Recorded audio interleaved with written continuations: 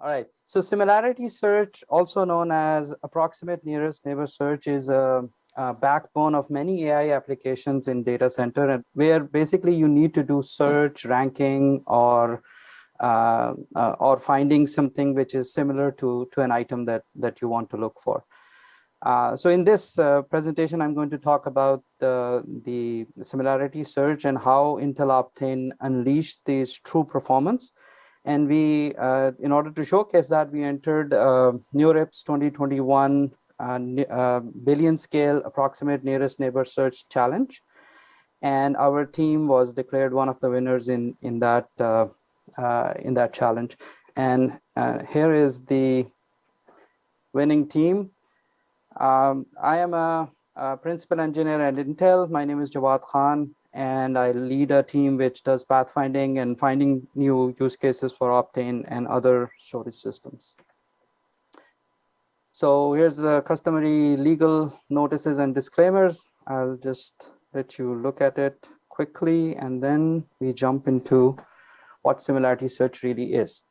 So on the high level, what similarity search does is that you have billions or trillions of these objects. These objects can be images, videos, audio, text, documents, what have you. And then you take them through a process called indexing, which extracts feature vectors through deep learning or some other technique. And then this indexing creates a database in which all of these billions and trillions of items are stored, but not in their true form, but in their feature vector form or database vector form. In some instances, it's also called vector search. Then when a customer comes in and they insert an image, let's say, for example, this antique car, and they want to see what are the similar antique cars in these billions and trillions of items that you have stored in this database. So we take this image, which is also called a query image, convert it into a feature vector, and then do our approximate nearest neighbor search. So my talk today will be about this box here, how we accelerated approximate nearest neighbor search, but at the same time kept the costs down. So this is a multi-dimensional optimization problem. You need to have lower cost, higher performance, lower latency, and then high accuracy. And at the same time, you need to be able to do this with some very stringent service level agreements. So this discussion is about how we employed persistent memory. And to my knowledge, this is the first time that somebody used persistent memory in this domain. And because of that, we were able to win this competition that I'm going to talk about a little bit later. So why did we choose similarity search or approximate nearest neighbor search as an area to look into? The reason is that approximate nearest neighbor search is a meta problem. It is the backbone of many different large-scale cloud service provider level solutions that people put out there. For example, search and many different types of search, product and person recommendations. These are basically the things that Amazon does for you or Facebook or Twitter does for you. And then they recommend new people to you or new products to you. And then collaborative filtering, all of these different and many other things that also utilize similarity search. So all of these things run on this basic algorithm. And there are many different ways that people have proposed solutions to it. The one that I'm going to focus on in this discussion is going to be something called graph-based approximate nearest neighbor search. So in this database construction, we'll create a graph and put all the similar items together in that graph, so that when the search comes in, we have to go in and find a localized section of it and then quickly retrieve the results which are similar to the input. Okay. So before we go into that, I just want to, just for sake of completeness, talk about the Optane persistent memory. We have seen this chart before. At the very bottom, there is hard drive. I call this the cold storage. Then there is the cool storage, NAND SSDs, MLC or TLC. And then at the very top, there is hot DRAM. And then there is, in the middle, there is the capacity gap and then access performance gap. And this, I like to call it the warm area, where we are trying to fill this gap with Optane, both in the storage SSDs and with persistent memory. And this persistent memory is what I'm going to focus on today, even though you can run similarity search algorithms with Optane SSDs as well. So an Optane persistent memory is basically looks like a DRAM, DIMM, has a DIMM form factor, sits on the DDR bus on an Intel platform, has high capacity, and right now it's up to 512 gigs per DIMM, but you can go higher. There's nothing stopping us from creating DIMMs bigger than that. But on a system level, you can go significantly higher by populating many sockets with this DIMM. And the main thing is that this is also non-volatile. Even though in this discussion we will only look at the DRAM aspect, which is basically the volatile aspects of it. Okay. So what does a Xeon plus Optane solution offers, which is basically what we used to implement this similarity search solution. So on the y-axis, there is the queries per second. The top portion is higher queries per second, hundreds of thousands of queries per second, and the bottom is low, like tens of thousands. X-axis is the cost. Left side is lower, right side is higher. So you can imagine there are different design points that we can create out of these different points. For example, if I implement a solution using SSDs, there are a couple of these algorithms that are open source by Microsoft, Disk ENN and SPN, and these are available from Microsoft that do similarity search, but based on SSDs. So these give you lower cost, but also because of the SSD latencies, their performance is low. On the other extreme, there are other algorithms. These are also some examples from Microsoft's offerings. Vamana and SPTAG, they use exclusively DRAM. They give you very high performance, hundreds of thousands of queries per second, but at a very high cost. So if you look at both of these quadrants, there are these performance walls and capacity walls that limit you from getting best of both worlds. And that's where Optane persistent memory comes in. And persistent memory, as you all know, has two flavors. One of them is the memory mode, in which there is no hardware change, there's no software change, it just behaves like a large memory capacity. And the DRAM becomes like a cache for the larger persistent memory. You can do that.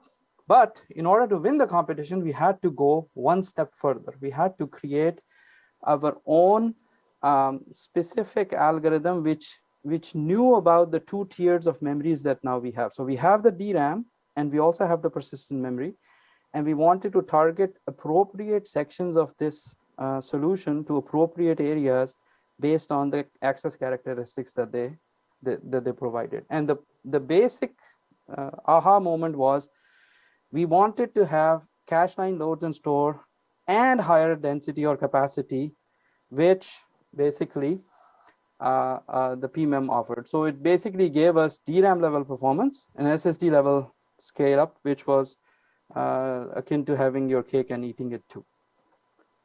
So let me talk about this, what exactly we did in the algorithm of this graph ENN.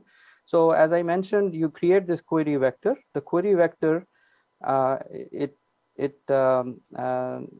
is a high dimensional vector, and you have to have two different data set, two different sections in your database. One of them is these vectors, and the other one is the graph that I mentioned before. The graph can be anywhere from 500 gigabytes or more per billion entries, and database vectors can be anywhere from 100 to 500 gigabytes per billion entries. So as you can see, if you want to go higher in capacity, like billions and trillions of these items, you need to deploy several of these machines to be able to do that. So the main contribution was that we put the graph in persistent memory that basically allowed us to not have to fetch the data from the SSD, and we kept the database vectors in the DRAM. Along with some of the other capabilities that Xeon provide, like VNNI instructions and others, we were able to to basically win this competition. The access characteristics for the large graph is that you go into this and you access a small portion of it, but once you have accessed the small portion, now you need to get the corresponding vectors, and those are pretty much random reads across this DRAM. So therefore, keeping the vectors in DRAM helped a lot. Summarizing this whole idea, the SSD basically gives you capacity and cost, but fast random read, it doesn't scale there. DRAM is the opposite. It is fast random read, but capacity and cost suffers. PMem gives you both. So that takes me to the Big ENN challenge at NeurIPS 2021. The website is given here. You can go there for more details. So basically, in this challenge, several different companies donated real-world billion-scale data sets, and those are listed here. As you can see, there are different types, data types that are in these data sets. The dimensionality of the data is also changing, and the distance metric is also different across them. And we participated in 5 of these 6 data sets, which were basically asking us to find the K nearest neighbor, because that's what we were doing. The important thing to note here is that once these data sets were available and we developed our solution, the organizers basically had access to the machines that we were using, and they ran a standardized script for evaluating all of these different benchmarks. They measured the power, and we had to submit a publicly available quotation for the machine that was being used for the price. And the data was directly collected by the organizers, and the results were also published by them at this location here. So now let's go to the results. There are many different metrics that they looked at, but in my opinion, the one that makes the most sense is a CAPEX plus OPEX for ISO performance at a very high performance, very high accuracy limit, which is shown here. For example, this metric, the one that we competed and won, was CAPEX, how much it cost to acquire the system, to run 100K queries per second. And then what was the 5-year OPEX for running these queries? And then the accuracy was 90% at 10 recall at 10. 10 recall at 10 basically means of the 10 K nearest neighbors that the system returns, the real 10 neighbors are within those 10. So this basically gives you a nice way of combining all of these different important things, and that's frankly what a customer who is deploying these type of systems would look at. If their CAPEX and OPEX at whatever performance that they are looking at is the metric of interest, and that's why I'm just focusing on this one. I'll start with the second entry, which came in second for this particular metric on these data sets, the 5 of them, and this was from NVIDIA. They use their DGX A100 system, which has 2 64-core AMD CPUs, 2 terabytes of DRAM, and 8 A100 GPUs. And these are the OPEX CAPEX numbers that they got for this level of performance. And you can see they would need 2 or more systems to get to these numbers. And the cost that I was able to find from Wikipedia a few days ago was 150K plus.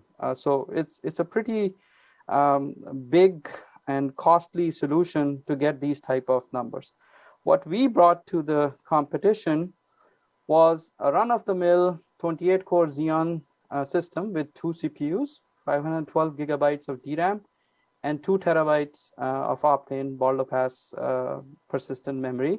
And cost was roughly around $15,000. And you can see that even with having a modest hardware, but intelligently placing the data set where it made sense, we were able to get anywhere from 8x to 19x lower CAPEX plus OPEX metric, which basically enabled us to win this particular category in the competition. All right. After that, I'll talk about the additional advantages of persistence. So these are basically something that we are looking at going into the future. Right now, we are not using the persistence that is available in the persistent memory, but that's certainly on the table to look into the future. Index and vectors can instantly be available if you put them in the persistent memory and make it persistent. You don't have to load it every time from the storage. And because these are large indices, as I said, 500 gigabytes or more per billion entries, it takes a long time to load them from particularly a slow storage tier. So then the next thing that we want to look at is having multiple copies of indexes. For example, in the previous table that I showed, you could load up all of those 5 indices if you have enough Optane capacity. And then you don't have to load and reload every time when you have to move the indices. And then finally, the crown jewel will be the native dynamic index, which basically means as new data is becoming available, you continuously index it, because right now indexing is offline and it takes several hours to create the full index over 100 billion or so image set. And then if you can do dynamic indexing, then that offline indexing thing will go away. So this is some of the future work. So in conclusion, approximate nearest neighbor search is seminal capability for many different AI use cases. And as I said, the data set sizes are exploding, going from billions to trillions of entries for search. And the bottlenecks are basically the hardware cost and the performance. And with Xeon and Optane, we showed Optane persistent memory, we showed 8 to 19x better CAPEX and OPEX than the next best solution at the NeurIPS competition. And we will be looking at dynamic indexing and persistent aspects of Intel Optane. So Jawad, this was a test running a kind of a theoretical workload from the sounds of it. What does that imply? Like, that's a pretty dramatic cost difference. Yes. What, for a customer, what does that actually translate to? Like, for 15 grand worth of server equipment, yep, what can I now do that I wouldn't have been, like, I'd have to spend 150K to be able to do things with this? What kind of workloads am I able to start doing now? So for example, if you are a search provider and you have to search through, let's say, 1 trillion items, which Bing and Google, all these guys, they are playing in that kind of realm. And let's say you can, this kind of system can give you, let's say, 1 billion entries per server. You can easily see that you will need to deploy at least 1,000 servers to get to the trillion. And I'm just not talking about the duplicate copies and the redundancy and all the other stuff that needs to go. So in general, in practice, people usually have 3 copies of these things, or from geographic displacement perspective, they have multiple copies running.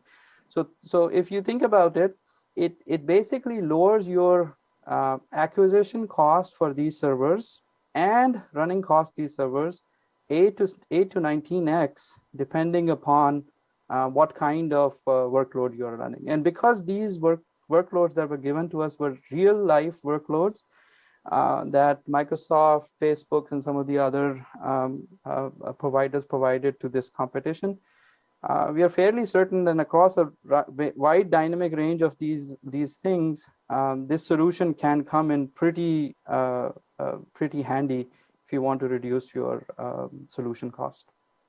So the market for this is Google, Facebook, and Microsoft. Are you planning to sell this to other people? Yes. So anywhere where you have product recommendations, you have people recommendations. So basically, cloud service providers, eBay, in China, Baidu, Tencent, all of these guys, they already have offerings for similarity search on their web solutions that they have. So what we are offering here is a different way of implementing those solutions based on persistent memory, and which is much more cost effective than what you can do with SSDs or DRAM alone. So if I'm hearing you correctly, that means that if I'm consuming this, if I'm looking for a cloud provider that is offering a PMem solution, an Intel PMem solution versus a NVIDIA or AMD solution, then the argument is that I should be able to see direct savings using PMem, consuming PMem as a cloud consumer versus the other solutions. Absolutely. And the only caveat is you should be willing to change your software to take advantage of PMem the way we did. If you don't want to change your software, if you want to just run with whatever you got, you can do that, but your performance will be lower. Did you figure in the amount of development costs to actually realize those optimizations? Because I mean, you're talking entirely about equipment costs, but if you want to use this as a real life example, you actually need to figure in that once you get the equipment, there's going to be, human time going into it that has to be paid for. Yes. So one of the things that we are doing as part of this work is we are in the process of getting the Graph ENN, that's our solution to this, open sourced. So that is forthcoming. Meanwhile, you can use some of these open source solutions that are available from Microsoft and others and run them with persistent memory, not get this much performance gain, but you will get significant numbers from them. But once Graph ENN is available, you can build your solution on top of it. So we have done some of the legwork for them, but obviously every cloud service provider has their own internal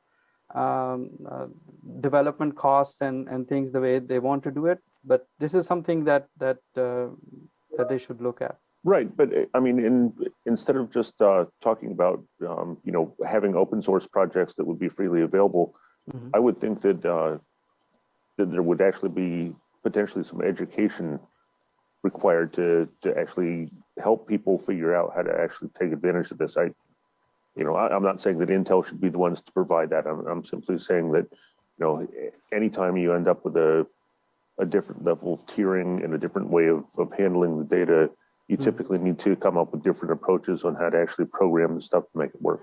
I think this is really, really good feedback. And I think, let me set the stage that this is, we're coming to you with a use case that is much like Deos was when we first brought it out to you earlier. This is extremely promising. It is definitely something that, it gives me chills actually, because I think about all the ways that similarity search is being used in today's modern, data economy. But we still have to work through what's the best way to implement it. This is just still very, very nascent. So yeah, I just thought I'd throw that out there. The target market or the applicability is huge. There is going to be some time to do the software optimization that's required for each of those service providers that do similarity search services. And Christy, just on that subject, looking at these strict cost basis, this is the sort of thing I can see where large enterprises would say, I don't need to go to the cloud. I can afford if I was already paying for like 150,000, I can buy a really nice cluster here and bring that kind of service in-house to bring down some of those cloud costs. Do you see the bigger enterprises getting involved in this type of architecture? Absolutely. I mean, I think the thing is that everybody's going through their own, data transformation to start using AI, and whether they are on-prem or whether they're in the cloud, this brings it within reach, I think, for those enterprise customers, because you don't have to go invest in the huge NVIDIA appliances or, that high-end hardware. This is such a significant cost improvement that it just becomes within reach. And so you don't have to make that choice to move to the cloud. Yeah, I'm looking forward to seeing a well-developed end-to-end conversation from Intel, because I'm stitching together stuff from AI field day, from the storage field day, from security field day, and then from just the Ice Lake folks. And there seems like there's a way to build like this portable development process or platform that I can do machine learning, AI, and this type of search small on-prem. And then as I need to expand, I can just take that workload becomes portable, and I can take it to a cloud provider that can give me big infrastructure at this linear cost, and I can compare apples to apples. What I do on-prem, and I just add 18 more terabytes of RAM in the public cloud and more systems, I should be able to see some type of predict my performance increase in the public cloud. So I'm looking forward to seeing a more a holistic view from Intel across the different BUs. It's great feedback, and yeah, I share that vision. I think that we need to do a good job of stitching it all together, and I do think there's a great story to tell there. Yeah. So just for clarification, overall. So, I mean, I'm just looking at the specs of these servers. So you have a 64-core server with 2 terabytes of RAM against a 28-core server with 2 terabytes of Optane. So what evil black magic are you playing? Because I at first I was like, oh yeah, in-memory database versus maybe like data on disk or SSD or something. Yeah, that'll do it. Right. But what's the takeaway here? How are you doing this? So the main thing is this: you put the right things where they belong. So graphs are big. You put them in persistent memory. You don't need to access them with as high frequency and has high performance levels as you need to when you are actually computing the distance from the query vector to the vector that the graph says that we need to do. The second thing that we did was we did something which is called prefetch hoisting, which basically means that while I'm finding the next queries items that the database vectors that are here, I'm computing the previous queries distances. So then as soon as I'm ready to compute distances, I'm not waiting for persistent memory to give me the data. The data is already there, right? So those are some very simple tweaks. These are not, in my opinion, very big deals. These are simple tweaks, but common sense things that if you do, then you get something like this. And you couldn't do this with RAM. You would have to have Optane to do this. I mean, yes. I mean, they got 2 terabytes of RAM in that server. Why couldn't they just do the same thing? You could do that. If you do the 2 terabytes of RAM, your cost will go through the roof. Your CAPEX+OPEX will also go through the roof. So it's a little confounded here because the picture is the cost difference, but the performance difference is not necessarily any different. It just is. It's just costing you a heck of a lot less money. Yeah. ISO performance. ISO perform. I think that's the key difference here, guys. And I think it's part of that vision of what do you do with this new technology that's somewhat memory, somewhat storage, but the best of both. And this is an example where it's negligible performance delta. You saw on the benchmarks that we came in almost right on top of these other big appliances, but just a fraction of the cost. So I'm looking forward to putting some of this to test. Full disclosure, you guys sent me about 1 terabyte of PMem, but I just spent $20,000 on 512 gig of RAM. So that's not a lot of RAM for the types of things that we want to do. So I'm anxious to put some of this to the test, and we'll see, because I don't think my cost will be 15. I don't think I've seen PMem as low as $15,000 for 2 terabytes. If you guys can kind of refer me to a retailer that's selling that for that, that'd be awesome. But even at the cost I would see, it would be pretty significant if we prove out the claims to be true. So all of these numbers are on this Big ENN website. The website, yeah. This is actual costs for And this is public cost. This is not our internal cost, right? So this is available from outside. And that was one of the requirements for competing in this, that you had to give them basically an invoice from a publicly available location. So you can go dig deeper in this, and all of these numbers are from them. We just provided the solution and they ran the measurements. And also, your solution doesn't have any kind of GPU involved in it at all. Was the GPU just a waste of money for them? Well, they had this solution, so they used it because this also gives them very high performance if you don't care about the cost, right? But if you care about the cost and a reasonable performance, then you don't need a GPU. Xeon already has some built-in VNNI instructions that you can use to do some of the basic like dot product compute and things that that are used in this particular use case, which came in very handy.